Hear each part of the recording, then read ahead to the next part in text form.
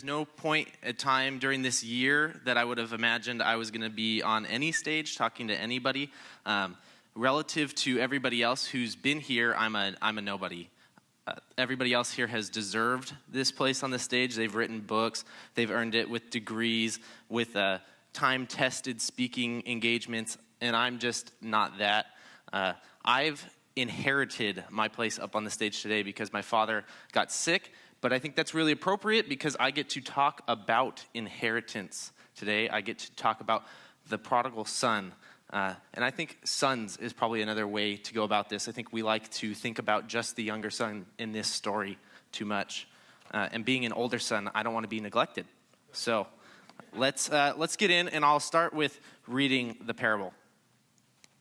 And he said, "There was a man who had 2 sons. And the younger of them said to his father, 'Father, give me the share of the property that is coming to me.' And he divided his property between them. Not many days later, the younger son gathered all he had and took a journey into a far-off country. And there he squandered his property in reckless living.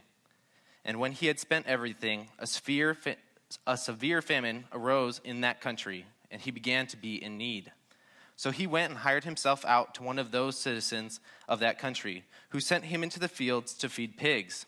And he was longing to be fed with the pods the pigs ate, and no one gave him anything. But when he came to himself, he said, 'How many of my father's hired servants have more than enough bread, but I perish here with hunger? I will arise and go to my father, and I will say to him, Father, I have sinned against heaven and before you. I am no longer worthy to be called your son. Treat me as one of your hired servants.' And he arose and came to his father. But while he was still a long way off, his father saw him and felt compassion, and ran and embraced him and kissed him.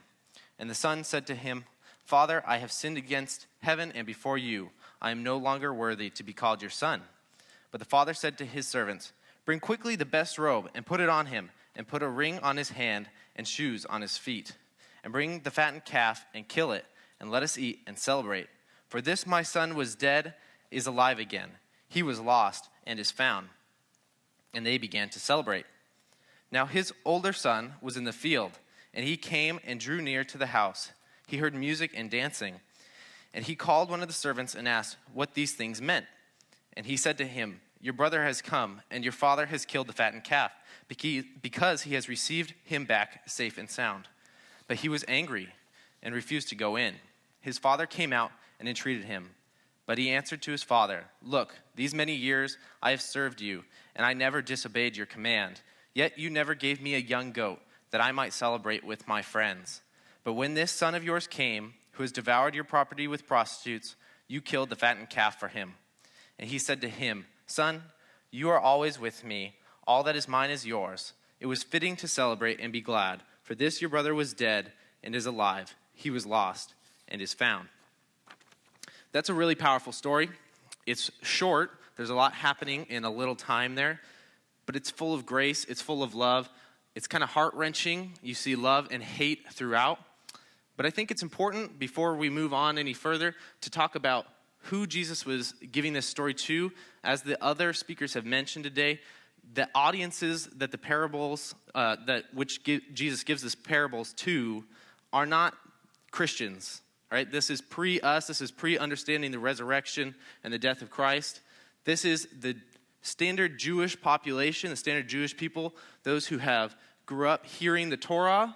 This is Pharisees. These are masters of the law, people who are regularly trying to trap Jesus, trying to prove that he is not who he claims to be. These are sinners and tax collectors, the worst of the worst, all gathered together. Jesus draws extraordinary crowds that we never draw. We get groups, but we get groups of our own, people who want to hear our messages. And Jesus seemed to attract everybody, which is kind of strange. And then he tells this story. He tells the story about a father and his sons.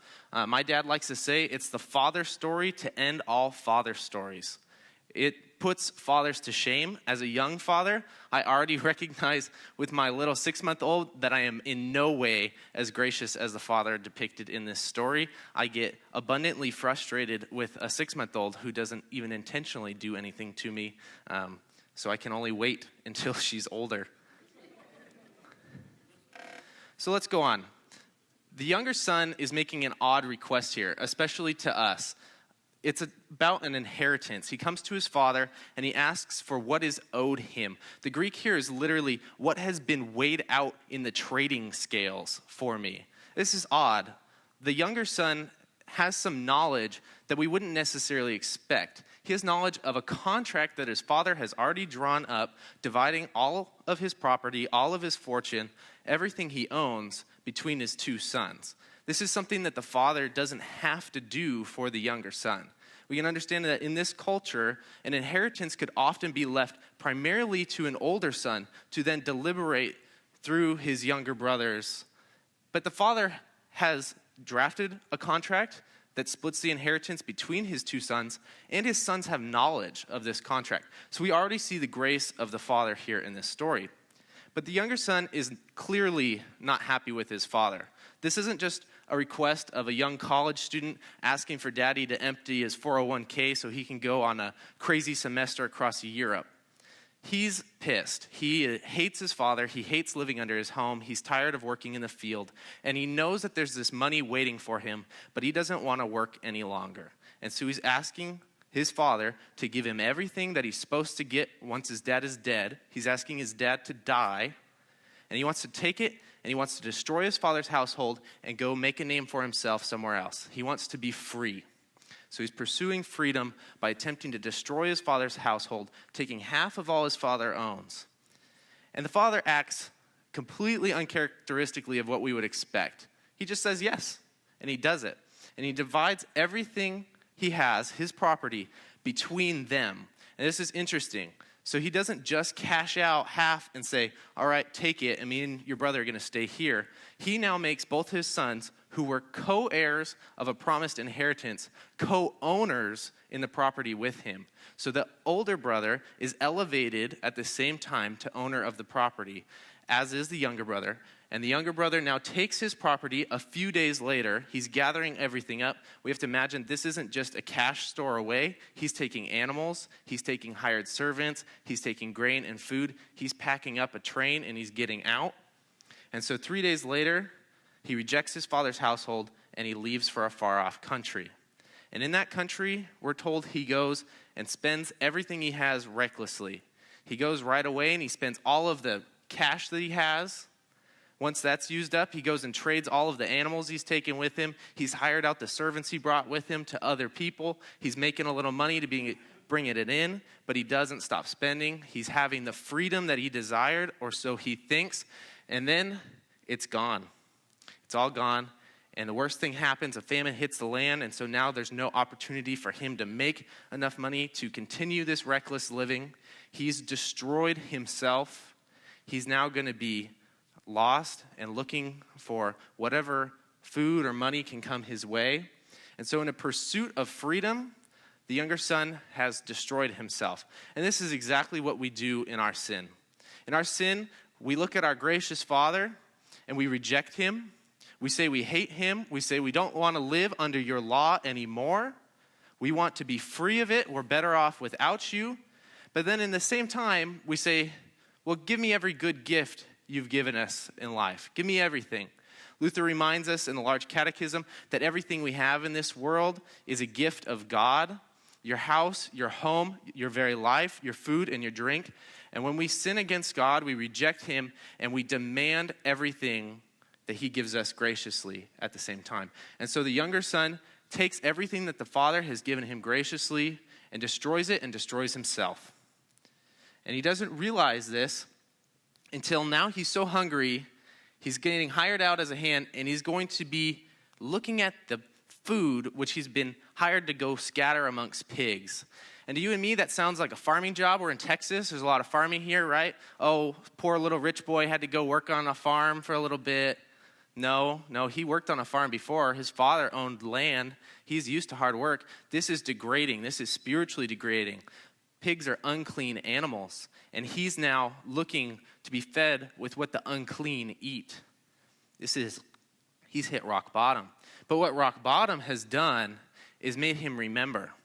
He's remembered his father's house. And it's strange, it's not strange, that a pig is what made him remember his father's house. We're talking about a Jewish community here. So he sees a pig, and he's remembered instantly the laws of his father's home. And now he's remembered how gracious his father was. He remembers how good it was living in his father's house. In fact, he says, I want to go be one of my father's hired servants, because even the least in his household were better off than I am with my supposed freedom that I have now. So he concocts a plan. He's going to repent to his father. He's going to confess his sins. But what he doesn't realize is that in coming up with this repentance and coming up with his confession, he's already repented. He thinks he's got to go earn this. He's got to go beg the father because he knows what his dad's response is going to be when he comes back home. He's going to tell him to get out of here. You rejected me. You've rejected your brother. You've rejected everything. You've destroyed my household. Get lost. And so he's preparing to beg. But he's already repented. It's not a repentance to the father that he needs. Repent in the Greek is homologeo, which means to say the same thing. It's to be of the same mind. And now he is of the same mind. He remembers where he's supposed to be. He's turned in the right direction. He knows where he is, has destroyed him, and he's got to get back. And so now he's walking back or taking the journey back to his father's land. And while he's still a long way off, his father comes running.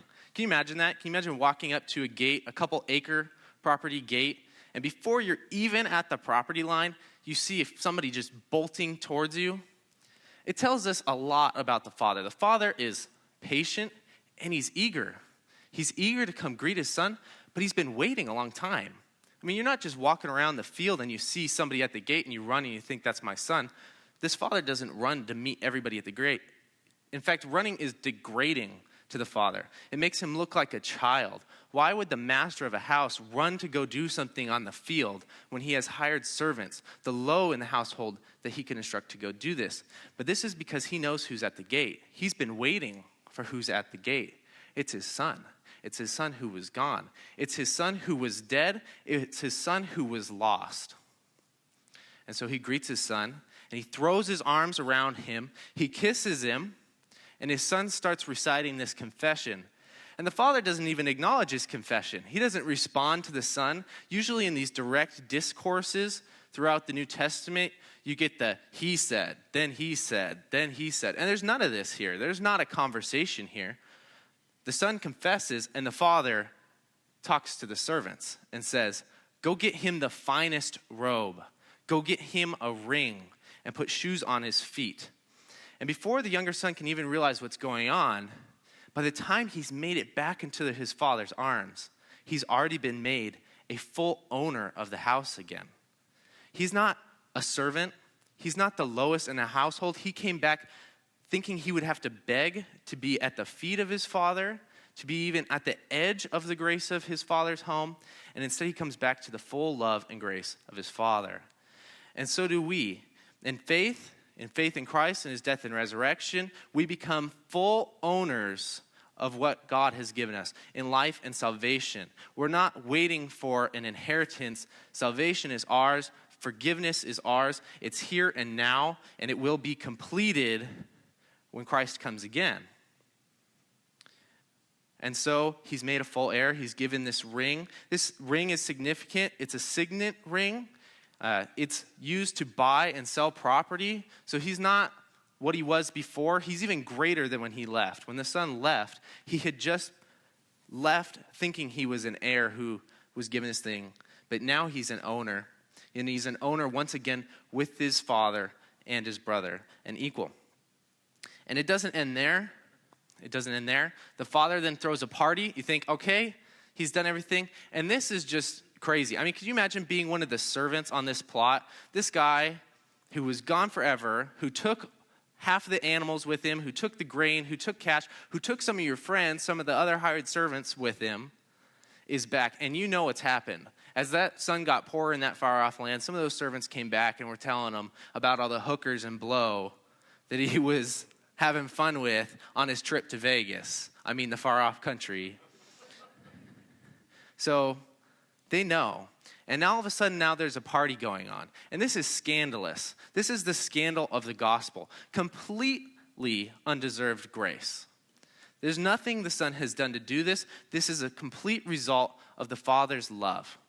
Just a radical love. A love that we can only hope to be an example of in the lives of our children, as fathers and mothers, as brothers and sisters even. That we can even be a fragment of this gracious is flabbergasting. And so now the older brother, who's working hard out in the field, we're told he's out in the field, so he's not out in the field just taking a stroll. He's working hard. He's got the sun beating down on him, sweating on his back, and he hears music and dancing. And that's strange. It's the middle of the day. There's not a wedding going on, not that he thinks of anyways. And he's still out there working. And he comes up and he asks one of the servants who's working with him, "What does this mean?" And he says, "Your brother's home. And your father killed the fattened calf for him." And I can just imagine if my brother had done something of this scale. I have to be honest, I am the worst of the two brothers. I'm the older brother, but I am a jerk compared to my younger brother. I would be so upset with him. I'd be playing the fair game.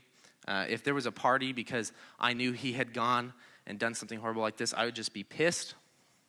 And so I can sympathize with the older brother here.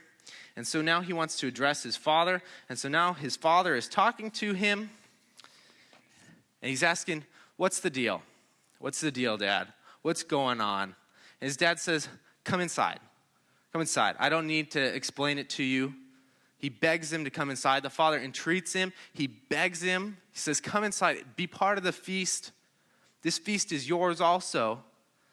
And he refuses to go in. And he tells his father, he says, "Look, these many years I have served you, and I never disobeyed your command. Yet you never gave me a young goat that I might celebrate with my friends. But when this son of yours came, who has devoured your property with prostitutes, you killed the fattened calf for him." The son thinks, and thinks wrongly, that everything he has at the father's home is his, that he's earned it on his own, not that it's a gift of the father. He works in the field for what he has, and he hasn't been rewarded for it yet. And the older son isn't thinking here.